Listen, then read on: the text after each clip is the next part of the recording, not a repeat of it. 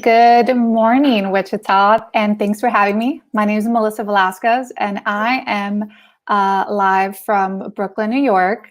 I'm a fellow comms major myself, so I'm excited to be here as well and talk about StoryCorps at large, my work in the organization, and answer some questions at the end. So StoryCorps is one of those organizations that you don't know about, and when you learn about it, it's pretty neat. It's a nonprofit media organization, and we're made really popular through our work with NPR.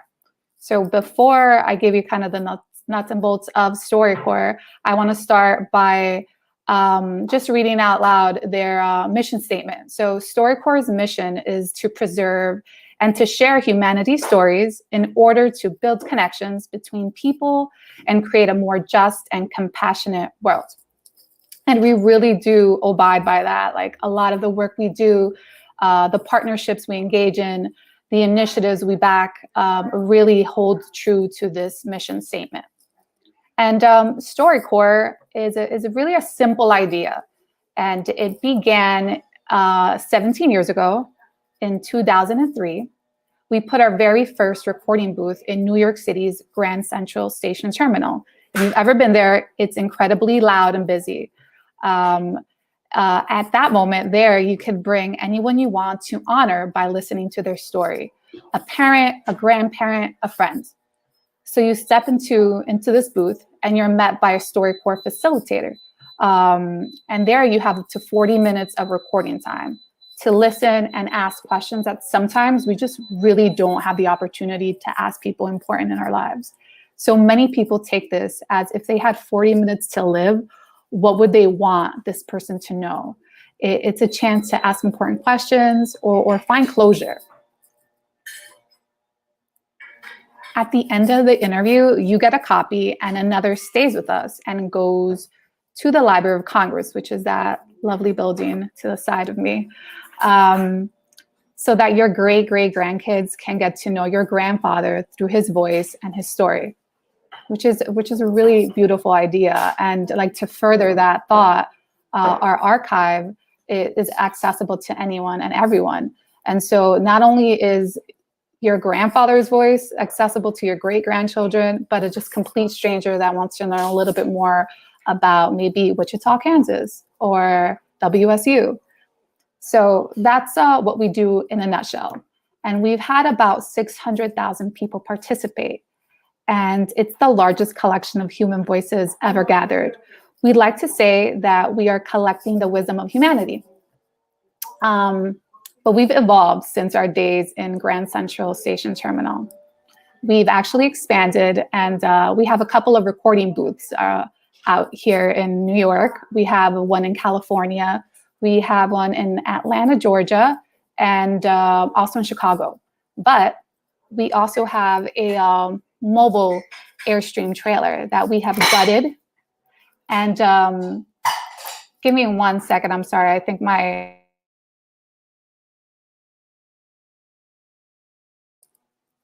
sorry, some technical difficulties here at home.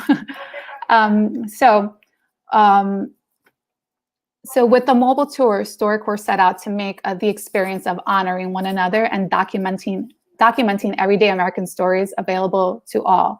So the idea really is to democratize oral history and let more people from coast to coast participate.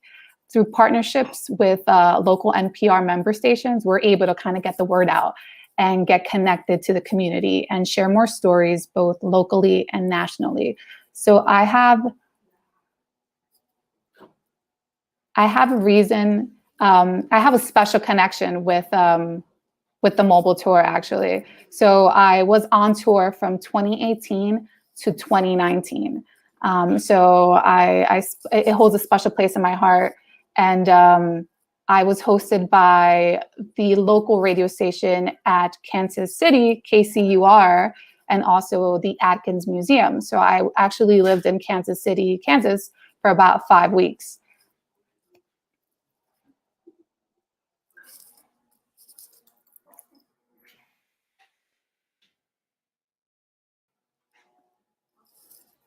Sorry, just having a little bit of difficulties here assessing some slides. Okay, so I wanted to actually share with you a recording.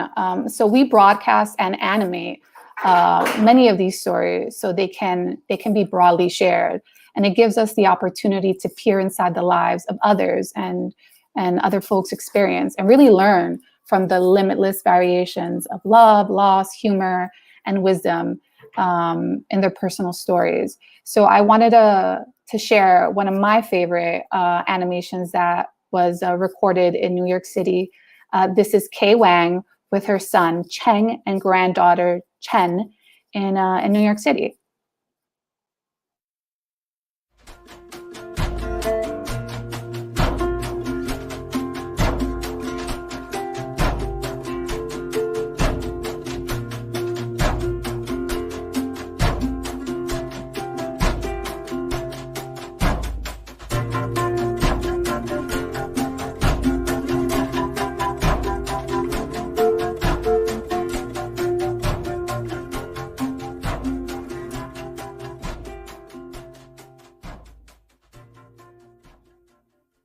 I wasn't very nice.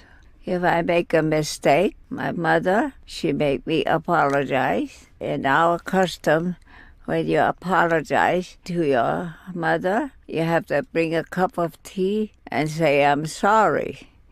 But I purposely dropped a hot cup of tea in my mother's lap. And I wasn't a good student. I always lied to get out of school, because a lot of boyfriends after me. That time I was still young. I was not bad looking then. So what else? Hurry. I want to go home. How'd you meet Grandpa? I was a training nurse in a hospital. He was there for hemorrhoids operation. So when your grandpa see me, your grandpa keep on asking me to get married. And I said, I don't like you. You have bald headed. I didn't like him because he's ugly. But one thing about your grandpa, he's very smart. That's it. No more questions. Yeah. Just a couple more questions? Short one. Short ones. Short ones.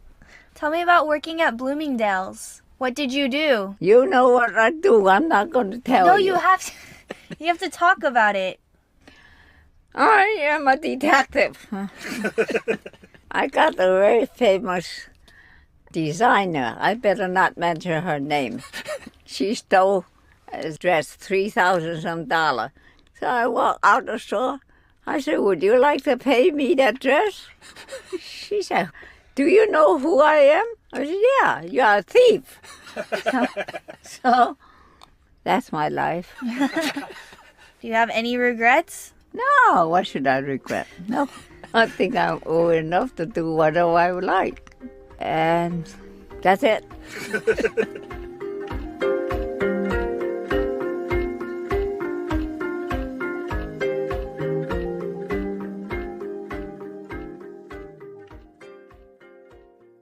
You know, there's a line between independent and stubborn, and my mom crossed that a lot.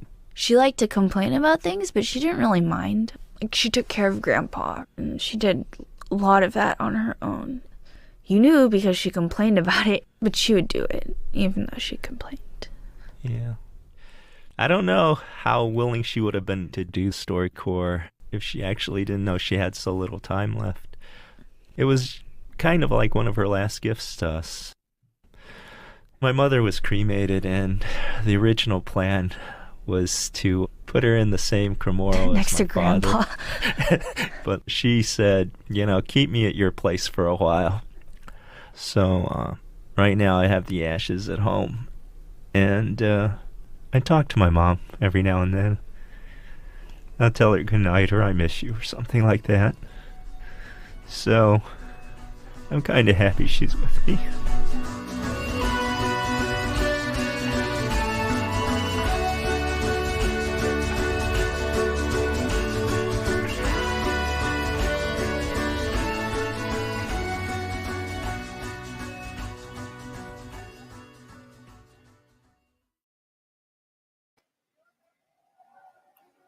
So that was Kay Wang with her son, Cheng, and granddaughter, Chen, in New York City's Grand Central Station Terminal. So I want to ask everybody, what do you relate to this conversation? Maybe what stands out, if anything. Just wanted to kind of hear any comments or suggestions or read anything out loud.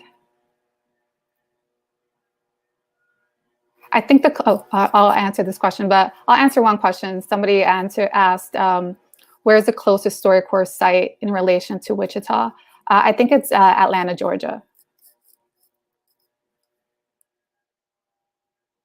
Yeah, it's beautiful. It's raw. It's really honest. So this recording really captures the spirit of the storyteller and the relationship between the participants, which is really beautiful. It really goes back to what we believe at StoryCorps, right? So that despite our differences in voices and accents, demographics, even say politics, there's something universal that resonates with all of us. The opportunity to listen and to hear how other folks have walked through the world can be really powerful, and it can change the way we see others, and even unravel some hard truths that we assume about other folks. So I think I learned that experience kind of on the road as well. So it really leads me to what my work right now is at StoryCorps. So up until this point, almost all the people that have taken part in StoryCorps have done so because they know one another or love one another. And in this moment of national divide and discord, the folks here at StoryCorps decided to really turn our traditional approach on its head. And we developed a new kind of interview. And it's one that puts people on opposing sides of the political spectrum to have a conversation. So these are strangers as well as family members and friends. And we launched this effort back in September 2018, and that's what we call One Small Step.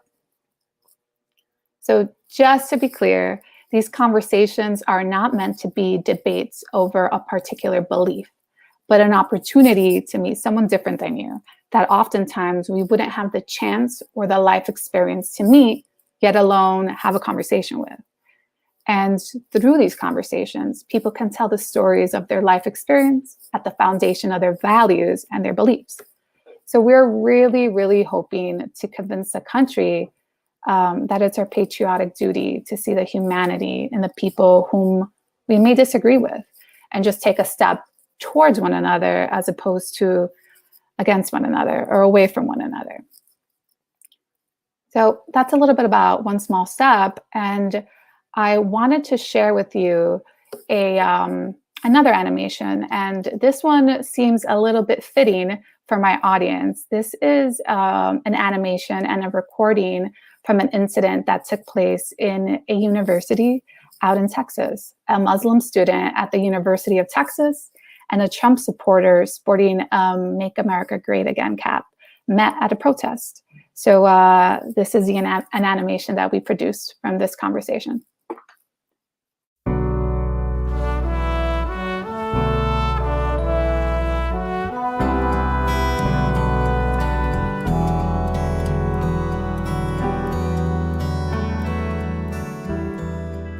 I noticed you with the hat. Mm-hmm. And I noticed that you were surrounded by some people, and I noticed that they were being kind of threatening, and then somebody snatched your hat off your head.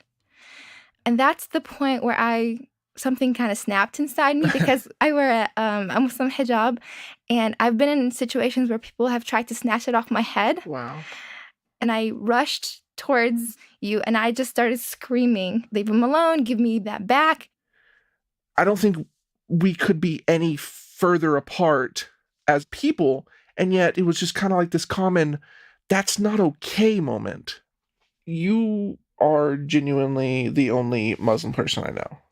It's not that I've actively avoided, it's just, Yeah. I've just never been in the position where I can interact for an extended period of time.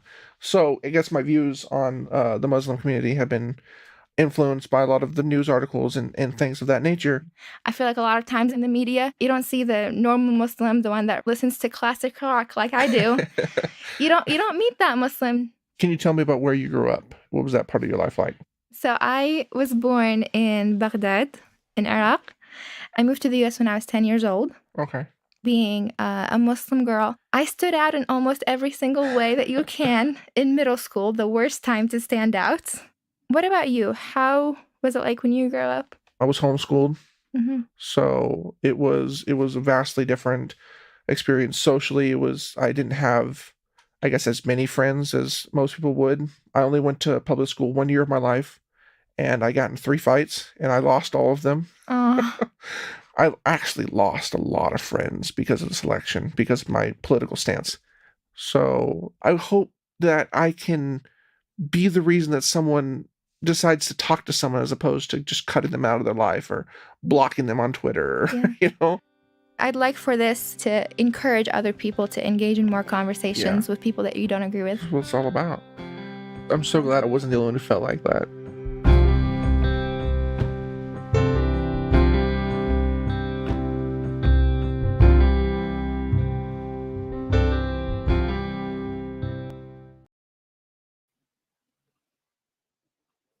So that's an example of one small step and a lovely animation we were able to pull together. And that leads me to my work now and why I'm here and chatting with you all.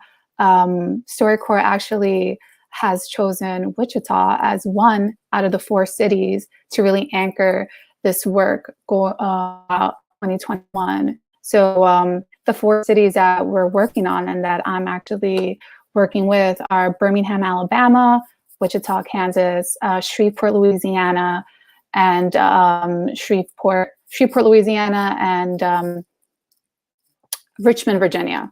So these are the 4 cities that we're really kind of concentrating and hoping that kind of pass this baton.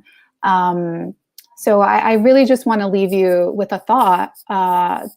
To the extent that you're interested, I invite you to think about the people in your orbit, your network, your constituents, your family that might be interested in having these conversations, and share the opportunity with them. But also, as comm students, think about how this activity could be tethered to some of the activities on campus, maybe, or even conversations going on in Wichita at large, just to get those gears turning. If you want to participate, you should, and you can by going to takeonesmallstep.org/Wichita, and you can sign up there. That may take a little bit of time because we need an equal amount of liberals as well as conservatives to match folks together. But in the interim, if you have someone in your sphere that you'd like to do a recording with, like DIY style, I can provide you with some resources to do that. And these conversations, the DIY style ones, would be entirely self-guided by the participants and take place in a virtual video chat room. But I would actually suggest to first reach out to Jessica Newman. She and I are looking to have recording engagement take place in campus. So hopefully we could kind of organize something that way and make it a little bit easier on everyone. But those are the different ways that you could get involved. And that's pretty much it. I'm happy to answer some questions. I've seen some questions kind of bubble up. So I will kind of just take a minute to look at those questions and answer anything that may happen. So I'm just going to scroll up. I don't want to miss anybody. I can relate funny, really. Yes. Okay. It's nice. It's nice that those people can go back and watch the video and have a memory of her. Exactly. Yeah. Many people actually circle around to us later on, send us emails about just coming across the recording of their grandparent or neighbor or friends or best friend. And it's just like a keepsake for forever.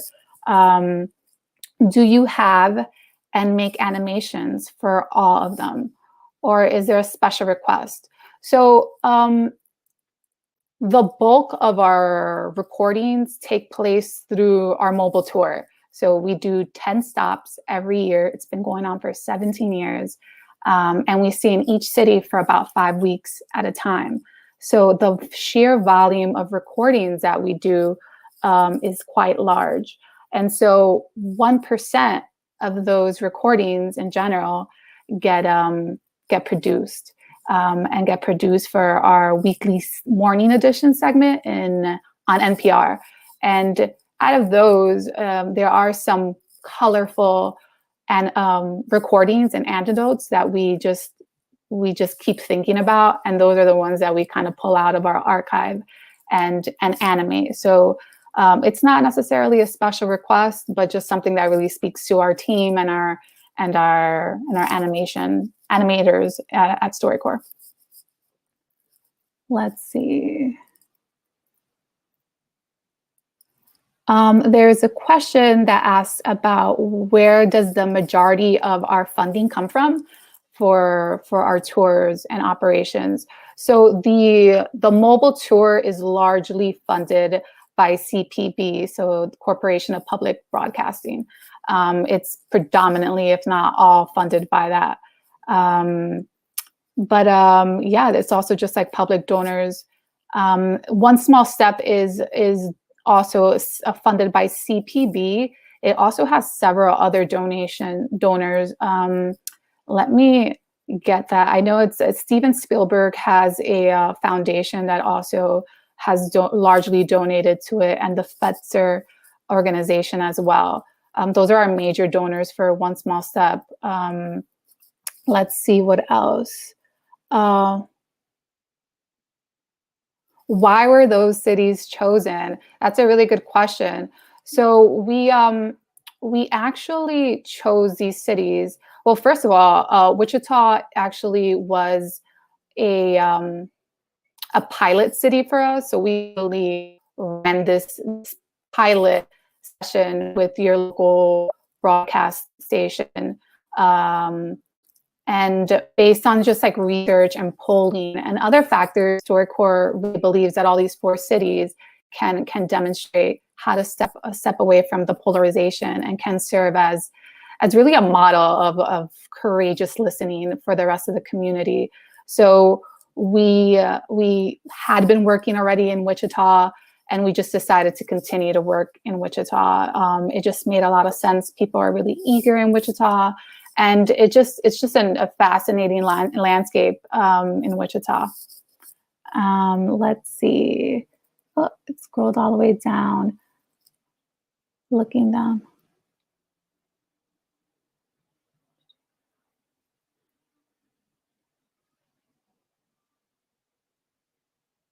How did you get involved with StoryCorps and arrive in this role? That was Jane. Hi, Jane.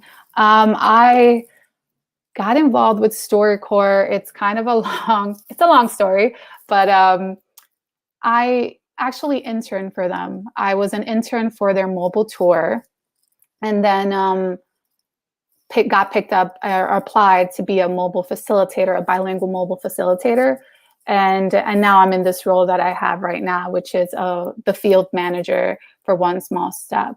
Prior to that, just because we're in a comms meeting, and I'm sure you guys are all curious, I had majored in comm, specifically in PR, and my minor was political science. And I was always looking for like this intersection between like 2 things that I really love, which is comm and just poli-sci, politics in general. I considered going into law school, and worked for iHeartRadio for a little while, but I just didn't see it didn't fit with me, like the entertainment industry or commercial radio.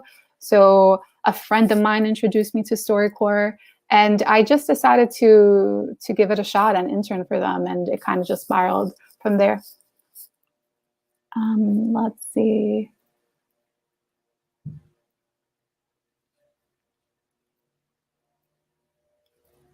And that's pretty much it. Somebody asked what our mission statement is, and I guess let me see if I could bubble it back up or not, but it's in our first slide. Not sure.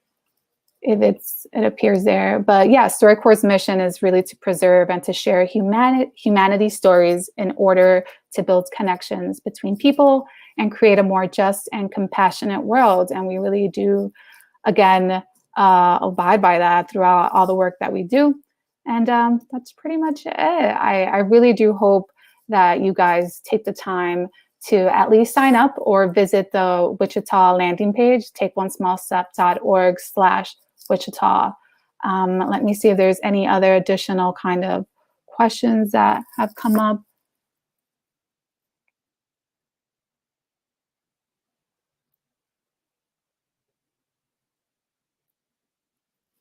Okay, so there's a question about One Small Step and the conversations. It says, Janine asks, do any of the One Small Step conversations become too heated or dangerous? I can imagine in today's political climate, there's a lot of anger on each side.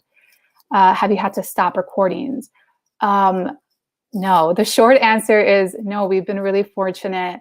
I think the folks that really do decide to take this one step forward into having these conversations do so with the intention, with their best intention, and with their best selves coming into these recording engagements. So no, I don't necessarily, we've never had that problem. There is a StoryCorps facilitator in all of these recordings that you sign up for. Not the DIY ones, but the ones that you do sign up for, there is someone already there kind of, it's just like a silent facilitator. The facilitator isn't as engaged as our signature standard recordings are. And we do provide folks with a conversation guide. And that guide gives folks suggested questions to really ask one another. So it really kind of allows people to kind of navigate the conversation a little bit easier. Some examples of those questions that we have are, why did you agree to do this interview today? What moment, event, or person in life that shapes your political views? Another question is, tell me about a person or event in your life that most shaped your political view. So yeah, those are a few of the questions that we have. But yeah, we've luckily never had an incident where folks get nasty with one another. I think they just genuinely are curious, and we're happy about that.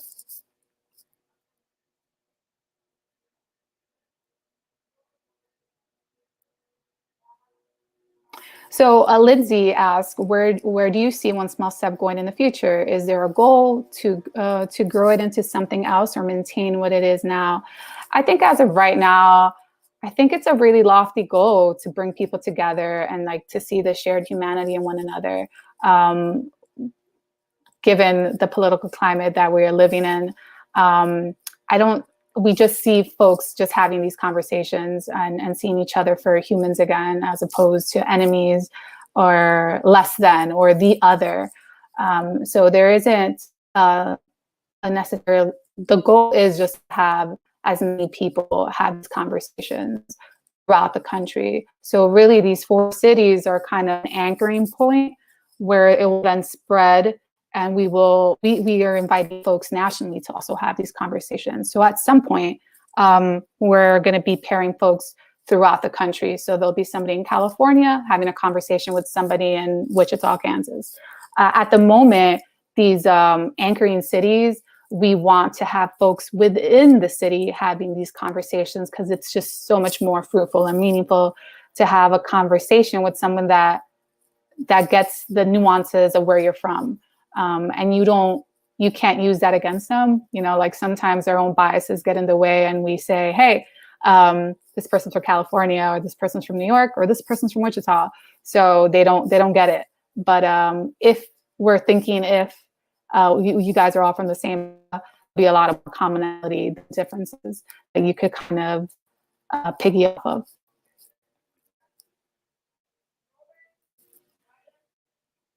Can you give us an example of a time you personally saw one of these stories personally impact someone? You know, that's like the funny thing. That's a good question. I think that's the funny thing about like this work. It's just like I am a silent observer. I was a facilitator on the road, and I facilitated over like about like 400 recordings. So I sat in to a lot of conversations throughout all of the country. And so there is an impact that goes into it as just a viewer and a listener. So I could only imagine in a larger scope the effect and impact that StoryCorps has on its viewers and listeners. So I can't say of one circumstance, but I mean, I think we've been around for 17 years. It's just a testament to what we do and how it resonates with people, and it really sits with people in a certain way. It's beautiful. Sometimes I tell people I work for StoryCorps, and they're like, oh, they stop me dead in their tracks, and they remind me that every Friday morning they listen to the morning edition, a segment that we provide NPR with. So every Friday there is a new production piece by us that we roll out.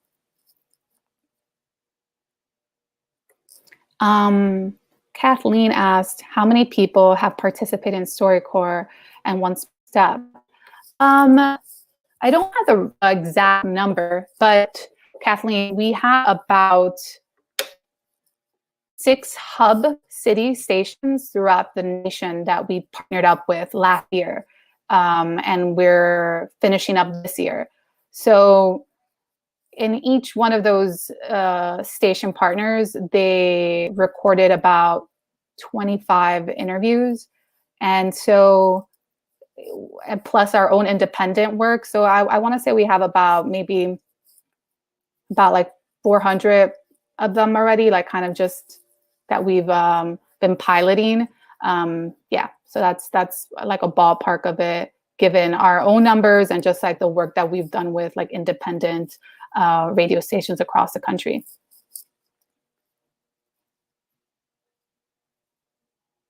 But yeah, that's it. Let me see. What do we want to talk about? I think that's it. I think I've answered, hopefully, all the questions.